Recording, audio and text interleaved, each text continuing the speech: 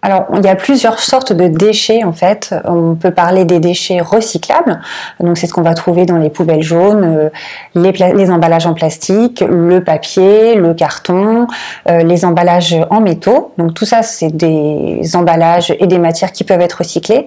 Ensuite, il y a les ordures ménagères, c'est tous les autres déchets qu'on ne peut pas encore recycler, ou les emballages souillés par exemple. Et puis ensuite, on a aussi les déchets fermentescibles, le compost, qui peut être sorti des OM pour être recyclé et pour faire du compost par exemple.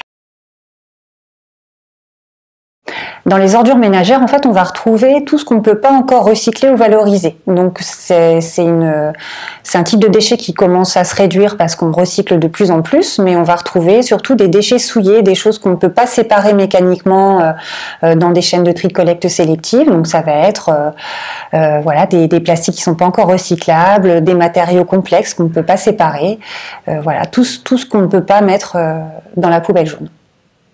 Dans le compost, on va surtout retrouver des épluchures, des déchets organiques et aussi de la tonte par exemple ou des branchages. Tout ça va créer du compost et de l'amendement pour fertiliser la terre. En fait, comme une couche est composée de plusieurs matériaux, il est très difficile, une fois souillé, de pouvoir séparer ces matériaux, ces divers matériaux. On ne peut pas séparer mécaniquement le plastique de la partie cellulose, des excréments par exemple.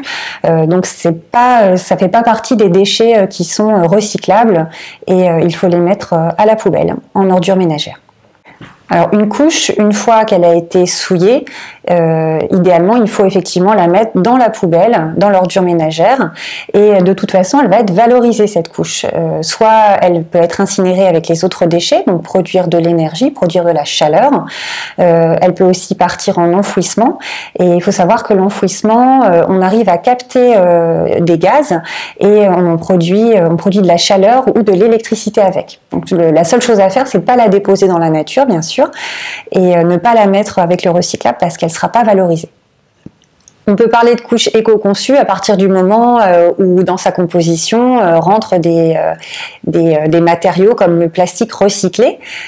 Ça a un impact environnemental moindre, et aussi une couche qui va être fabriquée en France dans un circuit court va émettre beaucoup moins d'émissions de CO2 qu'une couche qui est fabriquée à l'autre bout du monde par exemple.